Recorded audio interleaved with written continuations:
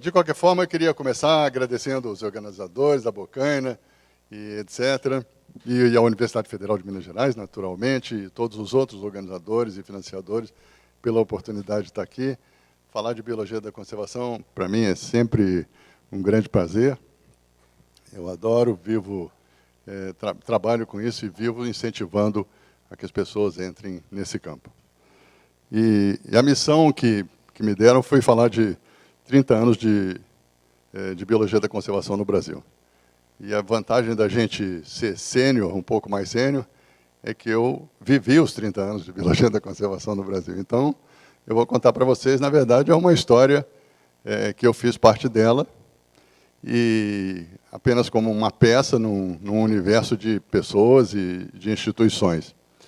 E eu, para fazer isso, para contar essa história, eu preciso começar já pedindo desculpas, porque quando a gente se aventura numa situação como essa, certamente eu vou esquecer nome de pessoas, eu vou pular algumas coisas, e eu já peço desculpas antecipadas, porque não dá para a gente... Eu tentei lembrar e juntar peças, mas a gente nunca lembra de tudo, e nunca... Então, peço desculpas, não tem nenhuma intenção se alguém ficou de fora, e etc. Eu preciso, para falar de biologia da conservação no Brasil, eu tenho que começar falando das conferências da ONU, eu acho. Acho que é muito importante começar falando das conferências da ONU. Porque as pessoas não sabem muito bem que as conferências da ONU influenciam a gente demais. A gente pensa, não, isso é lá coisa da ONU, para mim não tem importância, mas influencia políticas públicas internacionais que influenciam o dinheiro, que influencia a nossa vida no cotidiano, no dia a dia dos trabalhos de conservação. É impressionante. E, em alguns casos, se tornam lei, como é o caso da Conferência de 92 no Rio de Janeiro, onde foram assinadas diversas convenções que têm o papel, têm o poder de uma lei internacional. Então, isso mexe com o dia a dia da gente sem que a gente perceba. E eu estou falando isso porque tem muito jovem aqui, e eu falo para os meus estudantes também, para prestarem atenção no que está sendo discutido internacionalmente, o que está sendo vivido internacionalmente, porque vai chegar na sua vida de alguma forma se você é um profissional da área. Então, preste atenção nisso. E isso, se você olhar isso, você vai entender também como é que chega na biologia da conservação e por que a gente não avançou muito.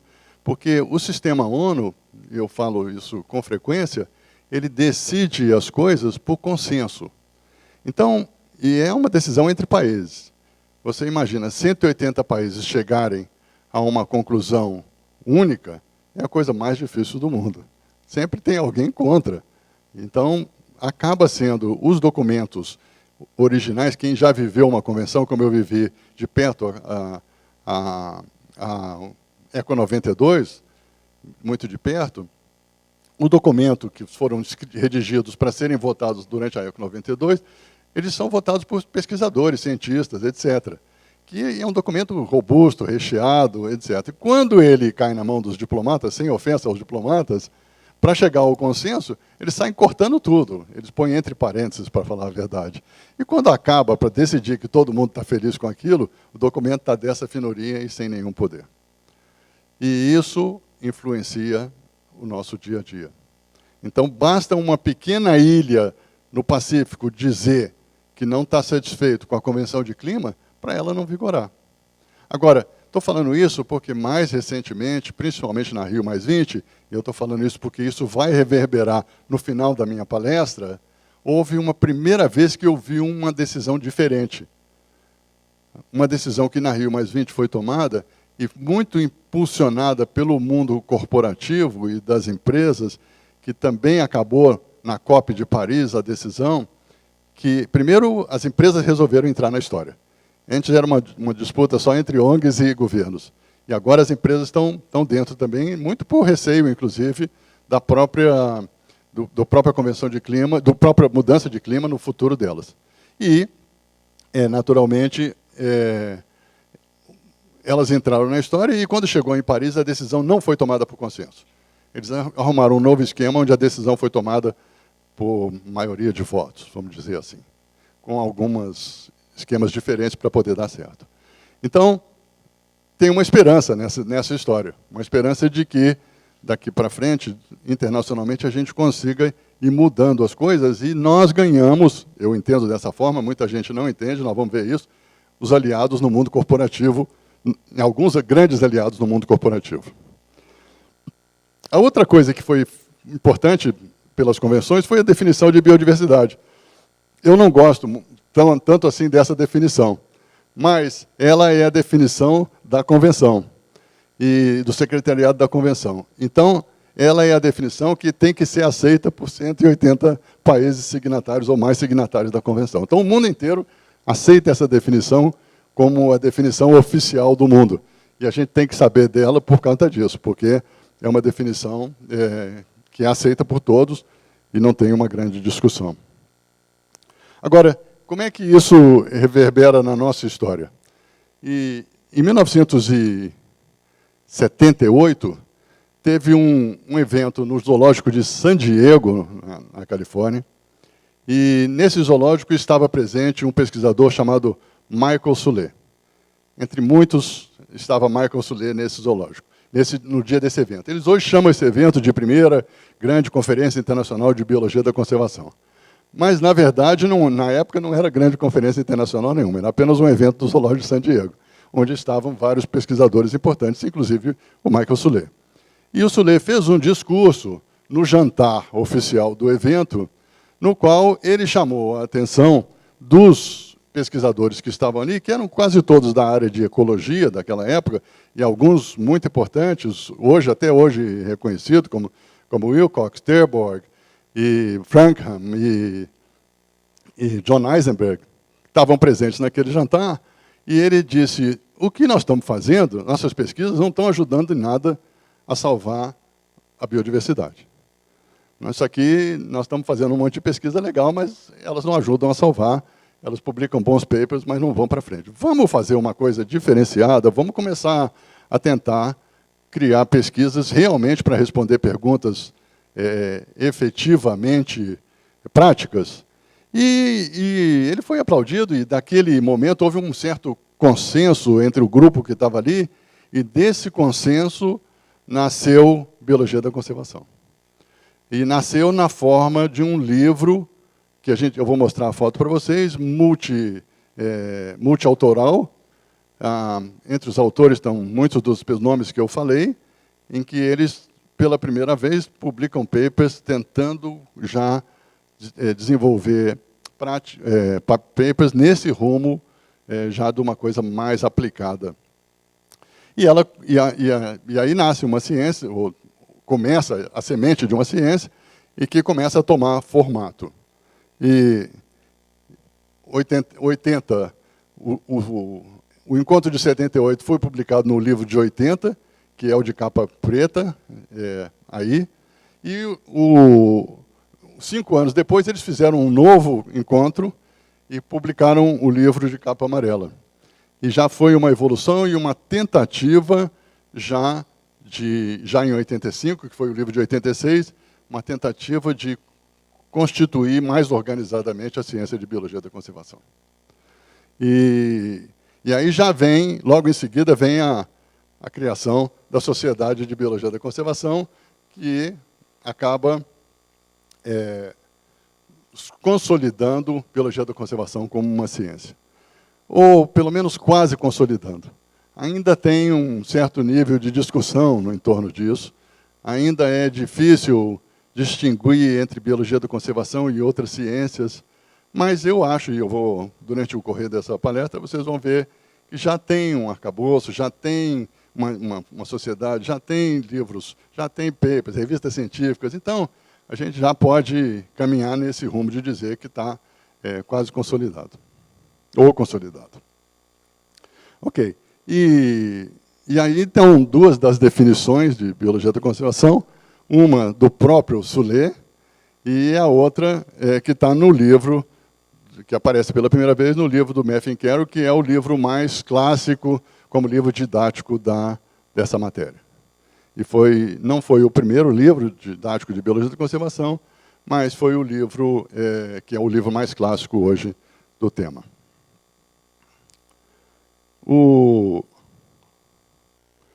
E aí, a grande dificuldade no assunto é que biologia da conservação, embora tenha o nome biologia, da sua essência e conservação, é uma tentativa de aglomerar uma quantidade grande de ciências no entorno da biologia e da conservação.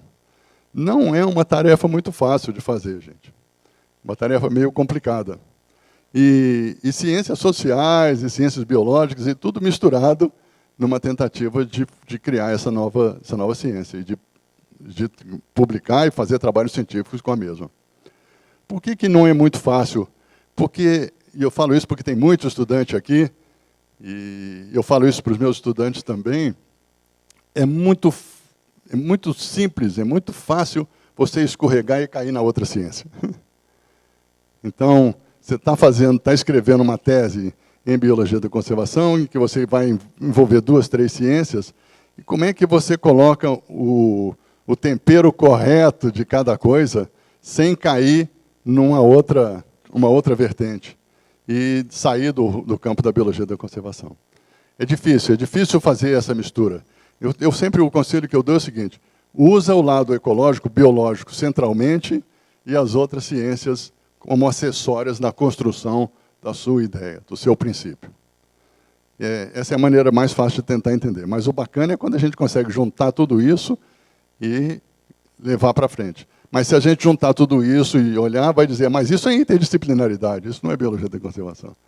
Então, tem que ter a biologia no centro da história. Mas quando a gente consegue também, é extremamente prazeroso. É super bacana para aqueles que conseguem juntar tudo, colocando a biologia no centro e obter bons resultados. E aí, fruto disso, a gente chegou na primeira revista científica do tema, que é a Conservation Biology, embora eu recentemente li um paper reclamando disso, porque diz que Conservation Biology não é a primeira revista do tema. Biological Conservation é mais antiga do que Conservation Biology. Só que, como não existia a ciência e a biologia da conservação, ela ficou mais famosa do que Biological Conservation. Mas tem essa disputa que não tem muito importante para nós, mas o fato é que ela existe, e do ponto de vista da ciência de biologia da conservação, essa foi a primeira revista.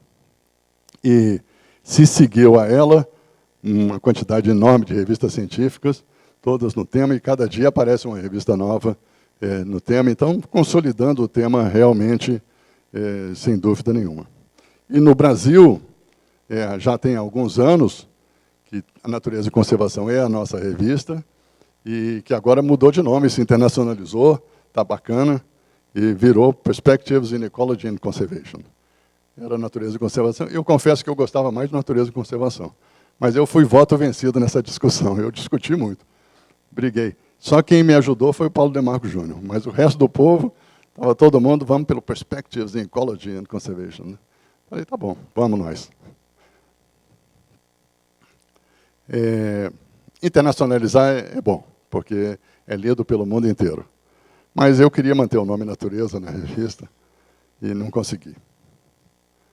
E em termos de livros didáticos, tem livros didáticos já, muitos livros didáticos no mundo, e livros didáticos em português também. Eu sou autor de um deles, inclusive. Meu grande best-seller, vende a beça esse livro. E se você olhar na Amazon e procurar debaixo do tema Conservation Biology, você vai ter pelo menos 30 livros sobre o tema. Livros que são livros que podem ser livros didáticos. Então, está consolidado também uma grande quantidade de referências. E também tem trabalhos publicados em português, já vários trabalhos publicados em português sobre a ciência e como ela se desenvolve no nosso país. O trabalho que eu mais gosto, mas está um pouco desatualizado, é do Russell Mittermeier e colegas, que escreveram sobre a conservação no Brasil, mas que mencionam biologia da conservação como um dos seus temas. E depois o professor meu colega ex-colega da UNB, professor Zé Carlos, que fez um trabalho também importante sobre o tema.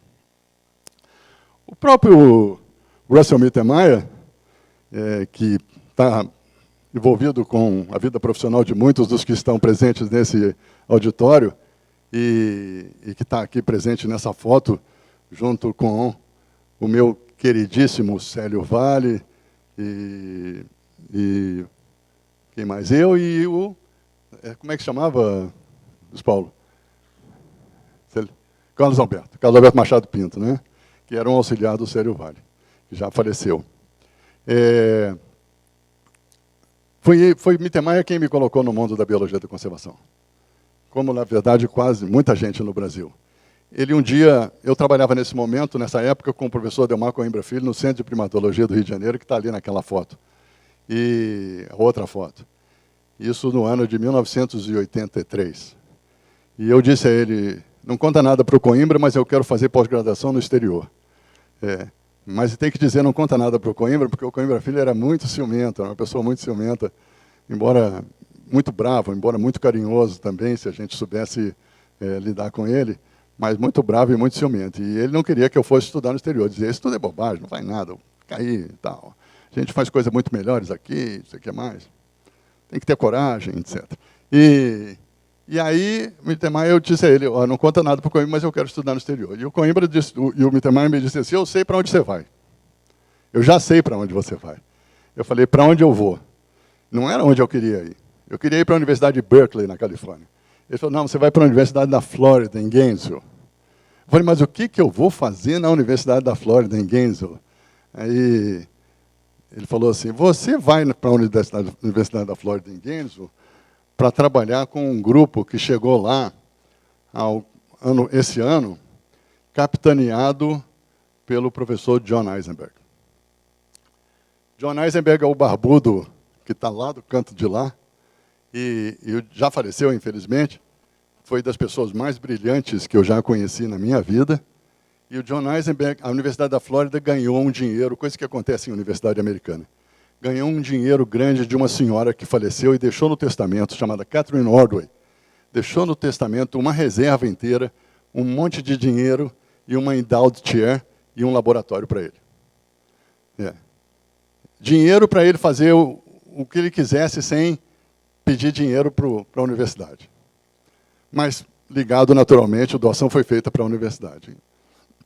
E houve um concurso nacional para essa cadeira. A cadeira de Biologia da Conservação. Primeira vez de uma cadeira de Biologia da Conservação. E quem ganhou, na verdade, foi o John Terborg, como é o destino. Terborg ganhou, mas quando chegou lá para discutir o salário, não gostou do salário. E disse, eu não vou. Não está bom. E é muito comum nos Estados Unidos, o professor faz isso, porque aí a universidade original dele, lá é possível, aumenta o salário dele para ele não ir embora. Então, eles fazem concurso só para aumentar salário também. E aqui não adianta, porque vai dar no mesmo, mas lá funciona. E aí, o Terborg ganhou um aumento salarial, ficou na Universidade de Yale, onde ele era professor, e Eisenberg, que queria, já era um pouco mais sênior, queria se aposentar da Smithsonian Institution, do National Zoological Park, onde ele era diretor-geral, para vir para a Flórida, que é quentinho, sair do frio do norte dos Estados Unidos e vir para o quentinho da Flórida. E assim ele veio.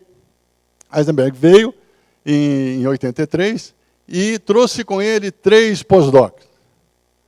Um chamado John Robinson, o outro chamado Kent Redford e o outro chamado Mel Sundquist. 3 postdocs. 3 nomes importantíssimos na literatura de biologia da conservação.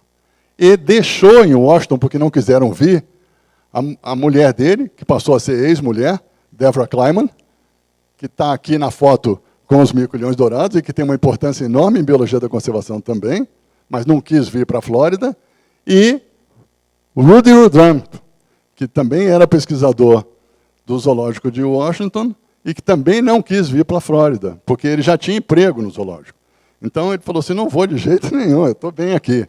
Então, o Rudy, que depois vocês vão ver, está envolvido conosco e comigo na criação de um curso de Biologia da Conservação, porque ele já dava cursos de manejo de fauna nessa época para jovens do mundo inteiro, e a Débora, que acabou sendo a grande mentora do programa do mico-leão dourado em Poço das Antas, no Rio de Janeiro. John Robinson, Kent Redford e Mel Sundquist estavam desesperados lá, porque não sabiam o que iam fazer. porque eles eram pós-doc, o pós-doc ia acabar, não tinha emprego, e não vinha a perspectiva de emprego, e a bolsa de pós-doc estava acabando.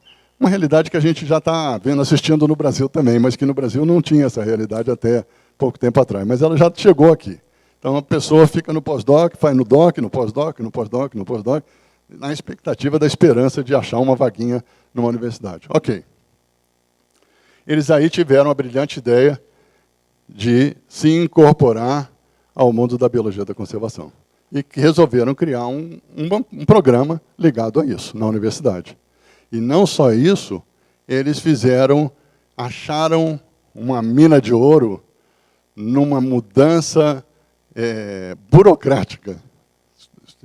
Eles convenceram os 3 centros da Universidade da Flórida, o Centro de Estudos Latino-Americanos, o Centro de Estudos Asiáticos e o Centro de Estudos Africanos, a aceitarem alunos do campo das ciências biológicas. E se tornaram professores associados desses centros. E a régua para entrar nos centros é bem mais baixa do que a régua para entrar nos departamentos. E a razão para isso é que, eu falo por mim, para entrar numa pós-graduação de uma universidade americana, você tem que passar no TOEFL e tem um outro exame que chama GRE, que é muito complicado para nós. Principalmente o inglês, é muito difícil. Então, todos nós passamos no TOEFL com facilidade, mas quando chega na hora do GRE, a gente fica complicado. Então, como era mais baixo, a gente entrava pelo Centro de Estudos Latino-Americanos e ficava 2 anos fazendo mestrado, aprimorava o seu inglês, fazia o GRE de novo e entrava no doutorado. Esse achado criou uma enxurrada de estudantes do mundo inteiro para a Universidade da Flórida, inclusive do Brasil. Entre eles está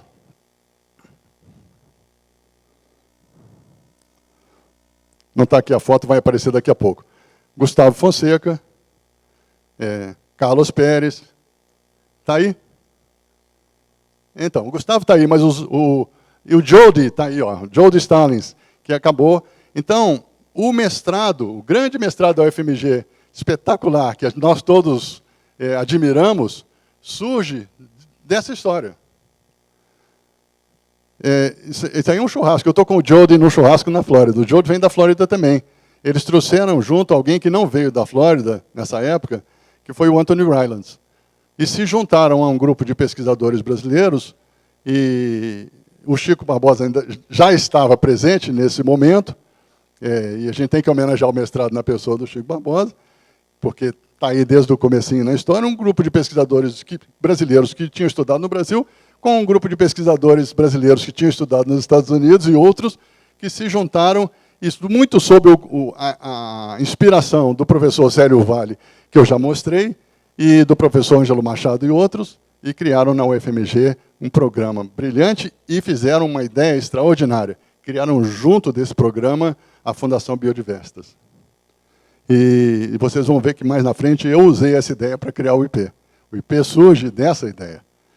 Surge da ideia da junção que eles fizeram naquele momento do programa da UFMG, associado a uma organização do terceiro setor que carreava recursos para o programa. E logo no começo, a Biodiversitas ganhou uma quantidade de bolsas grandes do West Fish and Wildlife Service, que permitiu que muitos estudantes estudassem nesse programa, naquele começo. Então, temos que dar parabéns para o programa da UFMG e para todos os outros programas que se seguiram no tema. E como é que eu começo nessa história? Então, Mittermeier me apresentou, me mandou para um congresso de zoologia no Peru para me apresentar o John Robinson. Não conhecia o John Robinson, conhecia o Jody Stallings, que era estudante dele, e o Jody me convenceu, você tem que ir para a Flórida. O negócio é a Flórida. E eu pedi bolsa, e eu fui o último aluno brasileiro a conseguir bolsa de mestrado no exterior. E quem me ajudou foi o professor Célio Vale, que estava no CNPq nessa época, e falou, não, você tem que ir para lá.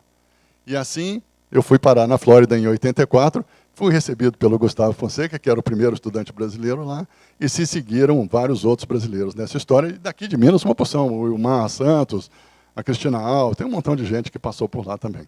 Mas, em 87, eu já na Universidade da Flórida, já terminei o mestrado e venho fazer, entro para o doutorado na Universidade da Flórida e venho para o Brasil fazer meu trabalho de campo. E eu vou fazer meu trabalho de campo no Parque Estadual do Morro do Diabo. E até aí, a minha mulher, que não estava envolvida nesse processo, muito ao contrário, era radicalmente contra tudo isso, estava querendo me divorciar de mim. Eu conto sempre essa história, porque um dia eu larguei o mundo dos negócios e comuniquei a Suzana, minha mulher, Suzana Pádua, que é hoje uma referência em educação ambiental, comuniquei a ela, larguei o mundo dos negócios, vou estudar biologia, quero salvar a natureza do Brasil. E a Suzana olhou para mim de olho arregalado e falou assim, que tal o divórcio? Eu falei, não, Suzana, eu estou querendo isso para não ter que divorciar, porque senão eu vou ficar infeliz e tal. Ela falou, então, psicanalista, com certeza.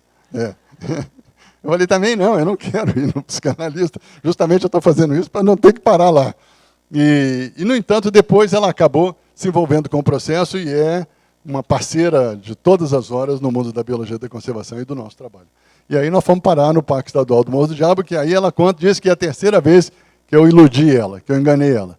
Porque ela foi morar em Teodoro Sampaio, que não é um lugar muito aprazível para morar, uma boa cidade, mas não muito aprazível, no meio de uma confusão social imensa, e eu tirei fotos de Teodoro Sampaio e do Morro do Diabo no amanhecer. E no amanhecer, qualquer coisa é bonita, aquela luz infiltrando, assim. Ela disse assim, mas aquelas fotos que você me mostrou lá nos Estados Unidos, é isso que nós estamos aqui agora? Eu falei, Bom, no final deu tudo certo.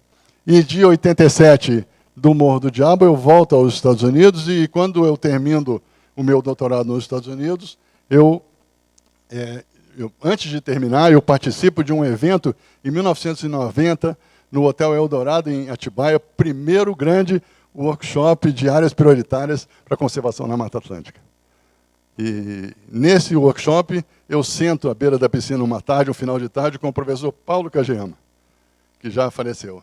E o Paulo Kageyama, que era da Exalc, da USP, sentado ao meu lado, me disse assim, eu falei para ele, Paulo, vamos fazer um programa igual da UFMG, aqui na Exalc? Aí ele falou assim, o que você está falando? Eu falei assim, vamos fazer um programa de pós-graduação em Biologia da Conservação e vamos criar uma organização do terceiro setor para ajudar como eles criaram a Biodiversa. Ele falou assim, puxa, é uma boa ideia, eu topo fazer isso. Então isso foi em 90. Eu voltei aos Estados Unidos, terminei o doutorado, 92, doutorado terminado, conferência do Rio de Janeiro, eu volto para o Brasil, sentei com o Paulo Kageyama, que convidou outros professores da Exalc para conversar, entre eles Virgílio Viana, Paulo Sodero Martins e outros, e lá nós decidimos criar uma pós-graduação na Exalc em Biologia da Conservação, um mestrado, e o IP, que naquela época tinha 2 P's, porque houve uma discussão que devia ser projetos e pesquisas ecológicas. Mas nasce o IP e nasce a tentativa de pós-graduação da Exalc ali. E durou pouco, durou 1 ano e tanto essa tentativa, porque eu adoro a Exalc, confesso a vocês, e a maior parte dos pesquisadores do IP vieram da Exalc. Agora, a burocracia da USP é incrível. E eu fiquei 1 ano e meio lutando com a burocracia da USP, e ao final desse ano e meio eu disse, chega, estou fora, eu vou embora. E quando eu disse eu vou embora, um grupo de estudantes meus, que trabalhavam no meu laboratório lá na Exalc, falaram, nós vamos com você. Estudantes de graduação, onde você for nós vamos. Porque esse negócio novo que você trouxe aí é muito bacana. E nós queremos estar envolvidos com essa história. E assim, eu saí para criar o IP sozinho, que foi criado na minha casa, essa é a minha casa, no distrito de Piracicaba, que chama Tupi, quem já morou por lá sabe como é que é essa história. Tupi é um distrito afastado da cidade. As reuniões eram na minha cama de casal, o grupo se reunia na minha cama de casal, porque não tinha outro lugar para reunir. O computador só tinha um, que era um Macintosh, e o carro que tinha era só esse. Que era tudo herdado do projeto Mico Leão Preto. E todo mundo era feliz. Eu relembro isso com frequência. Porque hoje, se você não tiver o seu carro, o seu computador, o seu não sei o quê, você é infeliz. Não, não pode, eu preciso de um computador só para mim.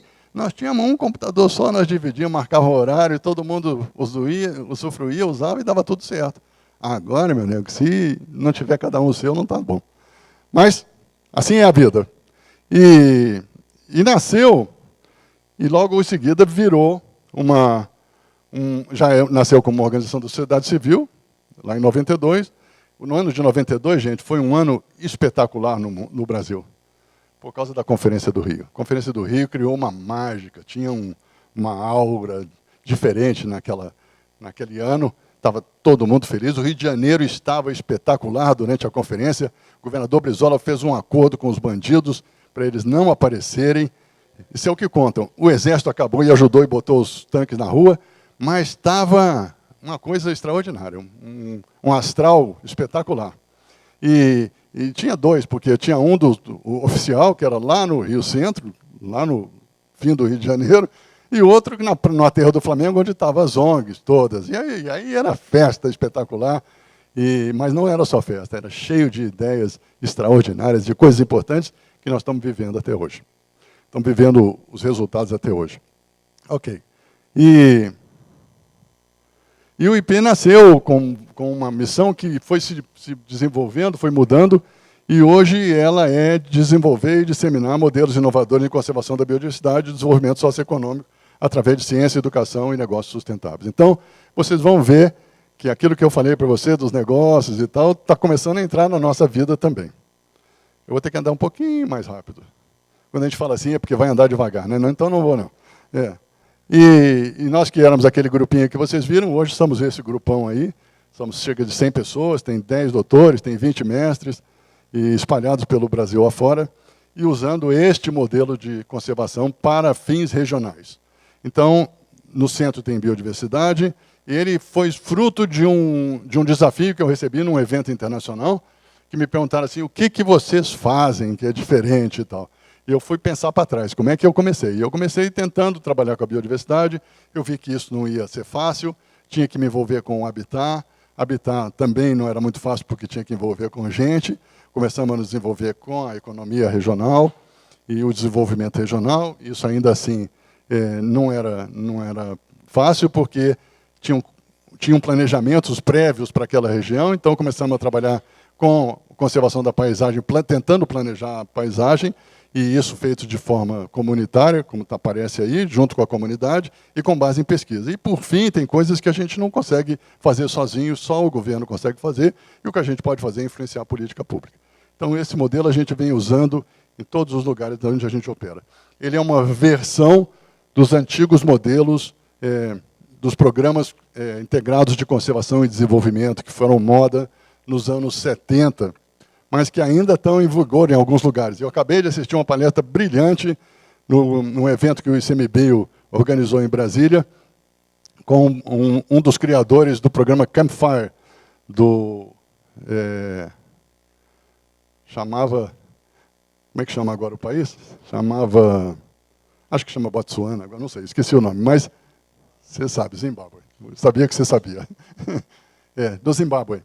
E o programa o que ele disse nesse dia lá em Brasília, que para mim foi muito importante? Ele disse o seguinte, se você colocar a fauna como um bem comum, não vai dar certo, gente.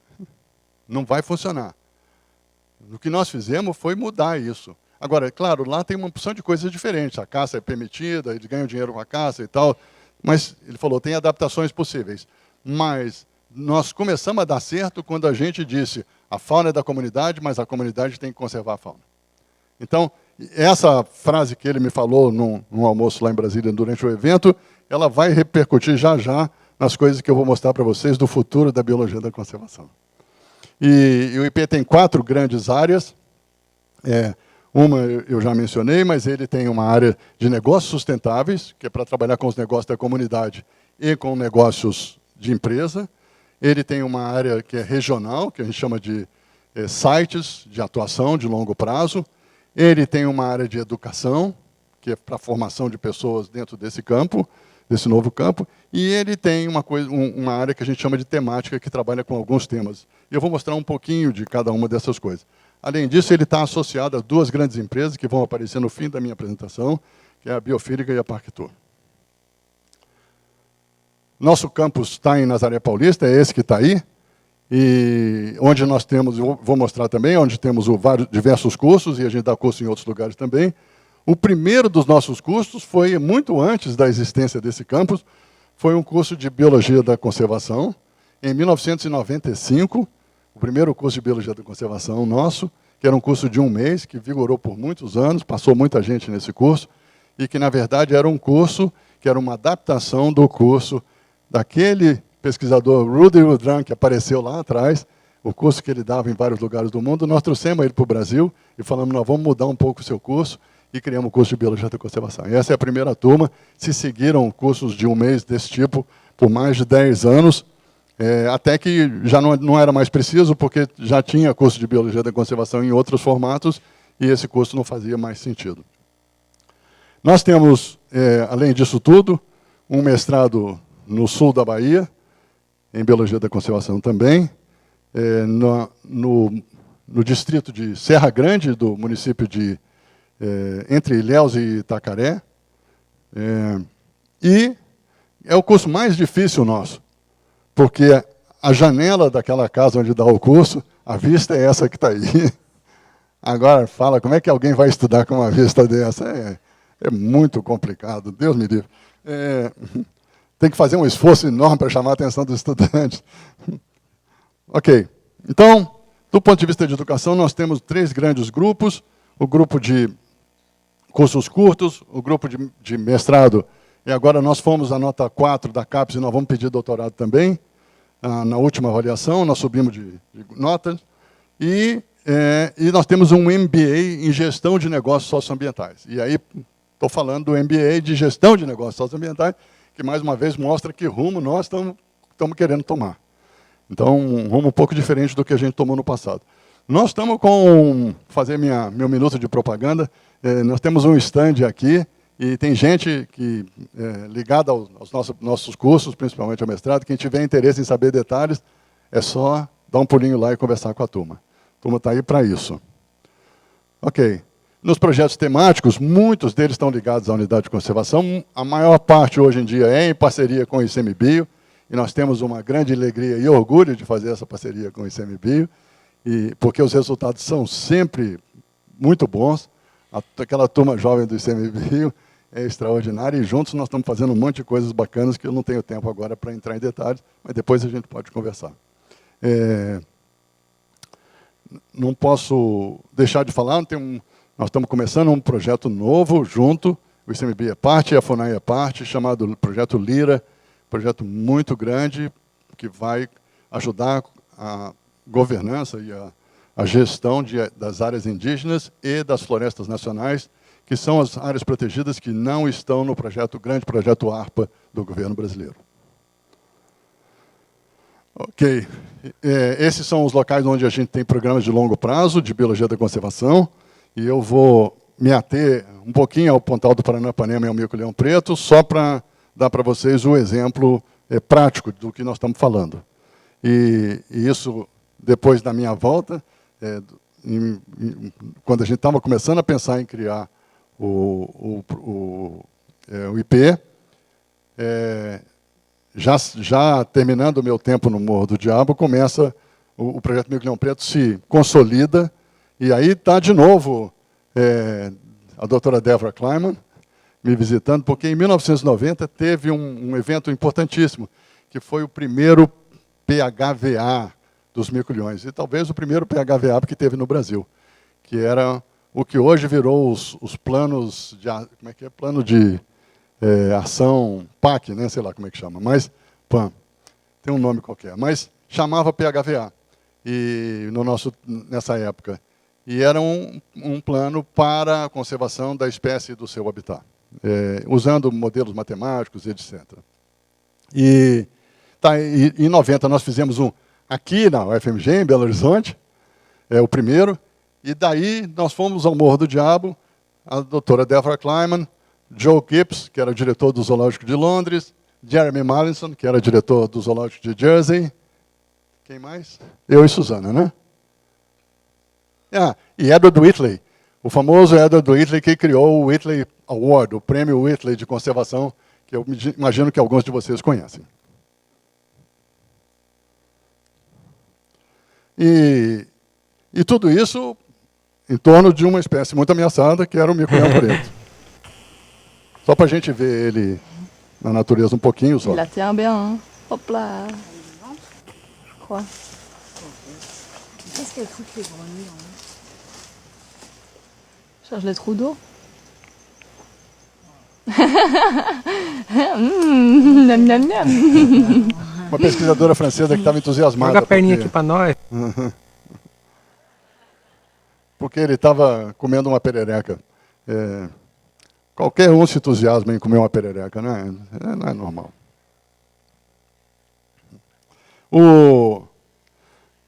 Os mico-leões pretos estão no Pontal do Paranapanema. O Pontal do Paranapanema é um dos poucos lugares que ainda tem floresta no estado de São Paulo. O litoral tem muita floresta e depois o resto são pequenos fragmentos. Você vai cair lá no extremo oeste, onde foi uma grande reserva, chamada Grande Reserva do Pontal, tinha 450 mil hectares de floresta, mas essa grande reserva, com o tempo, como acontece de vez em quando, ou quase sempre no Brasil, foi perdendo terra, foi perdendo floresta, e acabou com... hoje tem, dos 400 e tantos mil hectares, tem 46 mil, mais ou menos. Tem 36 mil no Morro do Diabo e mais alguns fragmentos florestais da ordem de 12, por aí. Onde os mico-leões estão, e o último lugar onde eles estão.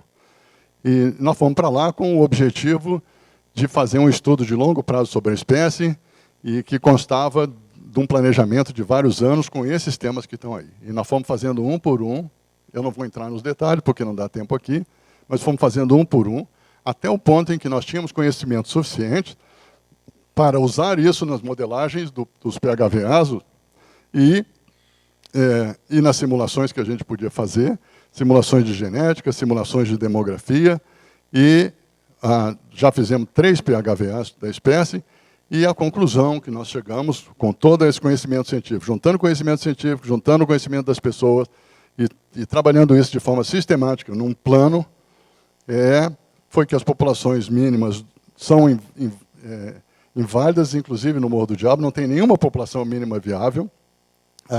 Morro do Diabo está quase lá. As populações usam vários fragmentos que a gente não sabia naquele primeiro momento.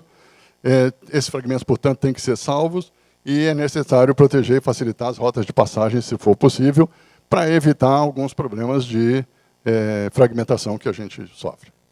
E aí começamos a trabalhar com a parte de ação a partir do momento em que nós já tínhamos os conhecimentos científicos suficientes para isso, e estamos trabalhando até hoje, translocando animais, reintroduzindo, tem todo um planejamento no entorno disso, e protegendo os fragmentos, criando novas unidades de conservação, e todo um processo em andamento, com base em ciência, naturalmente, e fizemos vários dos experimentos já, e continuamos fazendo, e vamos fazer outros, para a gente chegar, e já tivemos algum sucesso, como vocês vão ver mais na frente.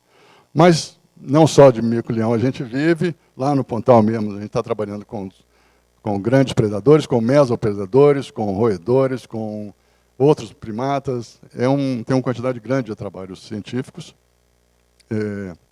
E estamos trabalhando com políticas públicas também, de diversas formas, inclusive porque o Pontal se encaixa num grande corredor que vai do sul do Mato Grosso do Sul até o Parque de Iguaçu, e a gente está tentando, junto com, evidentemente, com muitas outras instituições, trabalhar nesse corredor. Ok. Tudo estava muito bem quando entra em cena o Movimento Sem Terra, que foi uma dificuldade nova que a gente teve que enfrentar. Eu vou falar para vocês, porque é o social se envolvendo com o biológico, e precisa que a gente veja isso. As 6 mil famílias aportaram no Pontal, ocupando terra. Depois, o sistema funciona porque eles ocupam um pedaço de terra, o governo vem, tira eles, acampam, aguardam, o governo entra com o processo de reforma agrária e a terra é redistribuída para eles. E para mim, isso era o desastre completo do Pontal, quando isso aconteceu, mas nós conseguimos fazer uma porção de atividades e de discussões que acabou nós fazendo um acordo com o Movimento dos Trabalhadores Rurais Sem Terra, nesse dia que está aí o José Rainha Júnior, que era o grande líder naquela época, e a partir deste acordo, eles entraram num processo conosco de reflorestamento do Pontal, que continua até hoje, e que a gente leva para reuniões de planejamento periódicas para a região, que a gente chama de econegociações, E nessas renegociações entram não só os movimentos sem terra, nós, pesquisadores, outros, mas outros tomadores de decisão da região, os professores, os empresários, os fazendeiros, etc. E é muito importante esse planejamento, porque dele saem coisas que transcendem o próprio governo e as políticas públicas governamentais. Eu gosto de brincar com essa foto aí, porque eu digo que ali em cima tem um espião do PSDB e todo mundo acha formidável.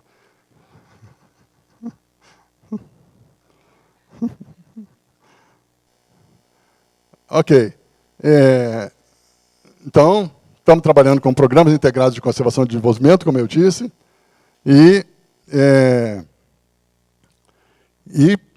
trabalhando com... E para fazer isso, nós tivemos que fazer uma porção de capacitações, o pessoal do Movimento Sem Terra não estava preparado para trabalhar com floresta, e fomos nos envolvendo, acabamos criando uma quantidade grande, hoje são 13 viveiros comunitários, começamos a nos envolver com a economia da região, com as pessoas e a economia da região, e com como eu mencionei no nosso modelo, com a paisagem da região, tentando planejar. E aí entram corredores, abraços verdes, o que a gente chama de caminho dos bosques, os stepping stones. Os corredores estão aqui. Esse é o planejamento dos corredores. Esses são alguns dos corredores de fato. E esse é o maior corredor que a gente já fez. Vamos ver se a gente consegue ver ele. Ligando o Parque Estadual do Morro do Diabo à Estação Ecológica Mico Leão Preto.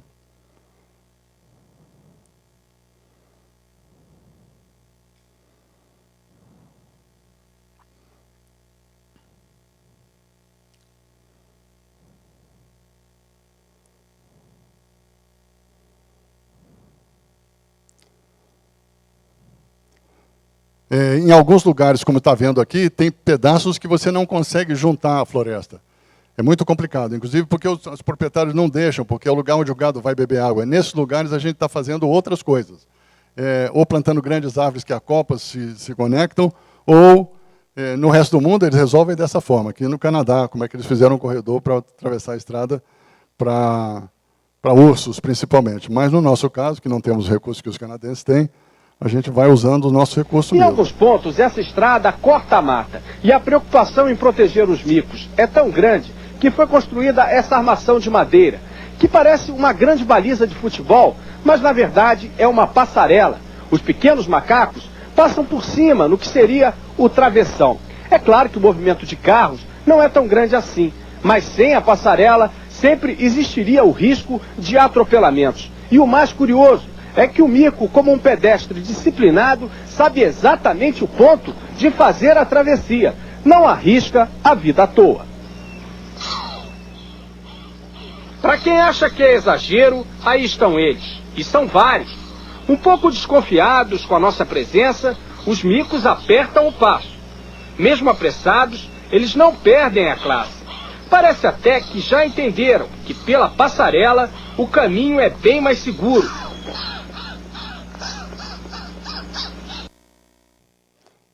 Ok, então nosso corredor não é tão bonito, mas funciona. E também abraços verdes, que são maneira de proteger as florestas contra os efeitos de borda, e a gente está fazendo isso, e finalmente os stepping stones, caminho dos bosques, que servem para que principalmente os polinizadores e dispersores possam pular de fragmento em fragmento. O café com floresta, que é parte dos bosques agroflorestais que a gente faz, ele é responsável pela renda positiva de várias das comunidades de lá. Sem café com floresta, sem gado, eles têm renda negativa, com o café com floresta tem renda positiva. E a gente acabou, a partir desses conhecimentos todos, fazendo um grande mapa do que a gente desejaria que a região fosse. E ele não é nada além do que a lei manda, mas posicionado de uma forma que é boa para a paisagem. A gente chama de mapa dos sonhos, mas o nome bonito dele é Mapa de Integração e Conservação e Desenvolvimento. E tem ações e resultados. Está aí um resumo, não vai dar para eu parar para falar. E estamos tentando influenciar políticas públicas com alguns sucessos. Os micos já não estão na lista dos criticamente ameaçados. Ajudamos a criar novas áreas protegidas. O mico virou espécie símbolo de São Paulo. tem mais de 12 mil hectares que estão estudando para a criação de outras unidades. Tem um comitê governamental criado para isso. E aí está a lista vermelha já com ele fora das áreas. E agora nós estamos... Qual é o próximo passo nessa história? Nós estamos estudando os corredores do ponto de vista de funcionalidade deles. Eu quero saber se os corredores que a gente está plantando funcionam para a conservação da biodiversidade realmente. E nós estamos usando várias das novas tecnologias, e eu digo que os biólogos dos tempos modernos não vão mais ao campo, quase, ou vão ao campo só para instalar equipamentos eletrônicos, o que é válido também, mas é muito prazeroso ir ao campo e sofrer com carrapato, mosquito, essas coisas. No caso nós estamos colocando gravadores, colocando câmeras traps nos corredores, estamos usando o LiDAR para medir o crescimento deles, estamos olhando como é que está indo o processo de dispersão feita pela fauna. Então, tem todo um grupo de pesquisas em andamento em relação aos corredores, para ver se eles realmente são funcionais para a conservação da biodiversidade. No caso dos mico-leões, nosso novo programa é um programa usando rádio, que manda informações por satélite, e conseguiram miniaturizar de uma tal forma que até os mico-leões já podem usar rádio dessa maneira. E, com isso, a gente tem informações em tempo real, de tempo completo e integral, de utilização da floresta e dos seus estratos em 3 dimensões. E, com isso, a gente pode planejar melhor. Nós estamos usando o LiDAR para medir as árvores nas florestas e medir o crescimento e medir toda a biomassa, e com muita facilidade. Os gravadores estão já em funcionamento, estamos observando aves e anfíbios com isso, e vendo quem é dispersor, polinizador e etc. E já verificamos algum sucesso nisso, com novas árvores que são resultados de utilização por aves, e também estamos olhando os grandes carnívoros, etc., e analisando o progresso, colocando todos esses equipamentos durante os corredores todos e, principalmente, nas unidades de conservação. Já dentro dos corredores, vocês vão ver que já apareceram espécies super interessantes, inclusive onça-parda e etc. Então, está ficando interessante o resultado, mas ainda não é conclusivo. Na próxima palestra, daqui a alguns anos, a gente, quem sabe, pode falar melhor nisso. Vamos falar uns 5 minutos do futuro, que já me deram uma vez de 5 minutos. E aí, os 5 minutos do futuro da biologia da conservação. Na verdade, nos últimos anos, está surgindo uma quantidade enorme de trabalhos científicos falando do que nós vamos fazer no futuro da biologia da conservação. Tem uma disputa enorme em curso sobre o que é o futuro da biologia da conservação. E mais recentemente, no nosso congresso anterior, o último congresso foi em Cartagena, o anterior foi em Fontainebleau, na França, teve uma discussão em plenário que chegou a ser ridícula, mas foi pesada e interessante, entre o Peter Cariva, que é o chefe, é o diretor científico da Nature Conservancy e é professor também da Universidade da Califórnia, e um outro pesquisador, que não me recordo agora, discutindo, porque o que o Peter Cariva está falando é que nós temos que parar com essa história de pensar em conservação para a biodiversidade e pensar em conservação para a gente. E ele diz que nós vamos salvar a biodiversidade se a gente fizer isso. Então, ele está propondo uma mudança muito drástica para todo mundo que trabalha com biologia da conservação. Eu não sei se ele está certo ou se ele está errado, mas é uma proposta, e é uma proposta muito desafiadora. E fruto dessa proposta e de outras semelhantes, não param de surgir papers. Eu compilei alguns para vocês que estão aqui nessa página, mas não param de surgir papers sobre o tema. E ele está chamando esse troço de New Conservation Science. É assim que o Cariva está chamando a história. E não é que a gente não tivesse preocupado com gente quando falava de conservação. A gente está preocupado, mas falava primeiro em biodiversidade e depois em gente. O que ele está falando de diferente tem que usar o mundo da corporativa e falar primeiro de gente e depois em biodiversidade. Se você for pensar no que o Brian Child falou para nós, se parece com o que ele falou. O Brian Child, que eu mencionei, do projeto Campfire. Então, o Brian Child traz essa versão. Eu tenho uma opinião formada, eu vou mencionar ela, mas eu não sou tão radical quanto ele. não vai nesse campo. E aí um pesquisador chamado Holmes pegou e dividiu o mundo, baseado nesses papers todos, em 4 grandes grupos de conservacionistas. Então, o Cariva é o New Conservation e alguns slides vão estar em inglês, gente. Depois tem o biocentrismo do mercado, depois tem... como é que chama? Eu tenho que ler aqui. Eu não consigo passar se eu não fizer isso. Ok. Tem o Critical Social Science, que é importante também, porque é o pessoal da área social que antigamente eram os grandes defensores da gente. No Brasil tem uma discussão grande em relação a isso, principalmente nas unidades de conservação. E o Traditional Conservation, que é o grupo do Sulé, aqueles que gostam da biodiversidade, etc. Então, esses 4 grupos formam hoje onde se concentram as pessoas que pensam no futuro da biologia da conservação. E o que ele fez, o Holmes fez, foi pegar esses 4 grupos, e aí você vai vendo que o gráfico horizontal, para cá se aproxima da natureza e para lá se aproxima das pessoas, e para cima se aproxima do capitalismo e para baixo da conservação sem capitalismo. É uma forma interessante de mostrar o rumo que nós estamos tomando, os rumos que nós estamos tomando, mas o que ele fez... Eu vou pular, mas tem uma definição para cada uma dessas coisas. O que ele fez foi uma pesquisa usando o método Q, e ele entrevistou uma quantidade imensa de biólogos da conservação e tentou definir onde é que eles se encaixavam nessa história.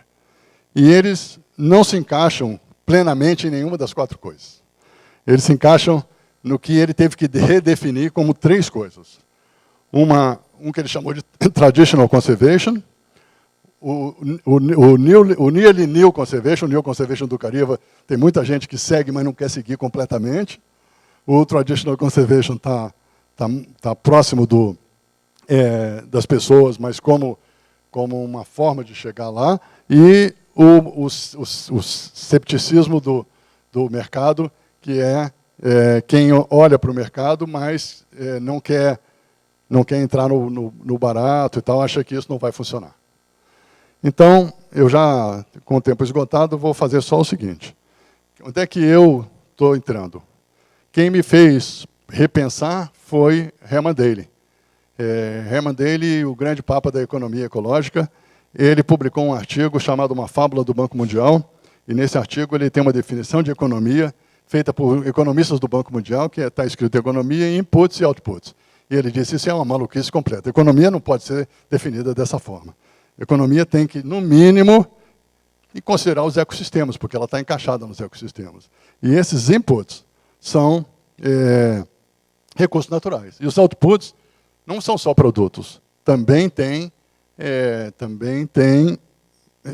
externalidades negativas. Então, o que eu estou olhando é que as grandes empresas hoje não são do mundo produtivo, elas são do mundo dos serviços e do conhecimento, e nós criamos uma série de empresas dentro desse rumo, ou estamos fomentando uma série de empresas envolvendo o mundo do capitalismo, mas olhando para o lado da conservação da biodiversidade. Então, a Parkitura é uma delas, a Biofílica é uma delas. Eu não vou poder falar de cada uma, mas estou disposto, estou preparado para depois da apresentação conversar com quem vier conversar. Vou estar aqui o dia todo. E tem uma quantidade enorme de empresas. Tem uma empresa que eu adoro, chamada Forager. Eu encontrei esse cara num jantar, e ele, num jantar importante, no restaurante Dom, e ele me disse, eu perguntei, o que você faz? Ele falou, eu sou forager. Eu falei assim, que legal, meus primatas também são. Aí ele disse, ele falou assim, é isso mesmo, eu sou igual a eles. O cara faz é andar pelo mundo comendo comida que ninguém come, vendo se serve para ser comida, e transforma em produto. E comidas do mundo natural. Então, para mim, isso é uma coisa super legal. E também, a última coisa que eu adoro, essa empresa aqui eu adoro. Esses caras estão tirando água da umidade amazônica. Eles têm uma máquina que transforma a umidade em água, engarrafa e vende no mercado europeu. Está aí o preço, não? vende no mercado europeu a 6,50 €. Estão ficando ricos vendendo a umidade amazônica. Eu acho espetacular.